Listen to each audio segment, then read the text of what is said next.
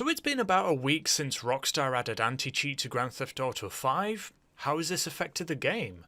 Well, we all know that Linux was effectively exiled from playing the game at all because Rockstar refused to make Battleye work for Linux despite already working on Linux for other games. Which means a lot of people, a surprising amount of people it seems, who played the game on Steam Deck have now been granted the offer of getting a full refund on the game from Steam.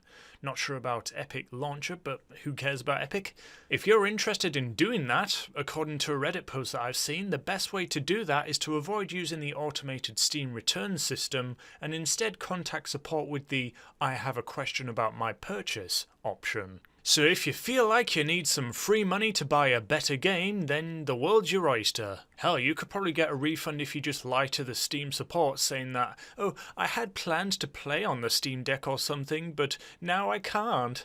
I mean, knowing Steam, they would probably grant it regardless. Ultimately, the biggest loser in this situation will be Rockstar Games, because if you request a refund on Steam, Steam in turn will get a refund from Rockstar Games or Take-Two Interactive. So if you want to stick it to the man, now's your chance. Anyways, how has this affected player numbers on the game on Steam? Well, according to this guy, a massive drop in player count, but there's been a huge drop in player numbers, but when I had to look myself using Steam charts, it doesn't seem to have made any sort of difference.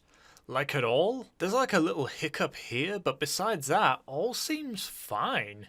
I guess your average GTA Online player, being the mindless drone that they are, just had to find some way to get onto the game because they just had to play the game come hell or high water. So all in all, nothing's really changed except for a few handheld enthusiasts getting some free money.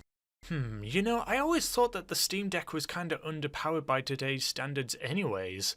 I haven't really done my research, but don't we have the likes of the Rogue Ally which outperform the Steam Deck like 2-1? I actually bought a Steam Deck back in the day when they were in high demand and no one could get them. You know, you had to wait in a line to get it from Steam, and eventually mine came through. I ended up selling the thing for like £200 more than what I bought it for. But here's the kicker, it would have sucked to be the guy who bought it from me because only like a week after, Steam Decks became much more accessible to buy direct from Steam, so perfect timing for me, I guess. Anyways, there's no sign of GTA 6 yet, so back in the mud puddle I go.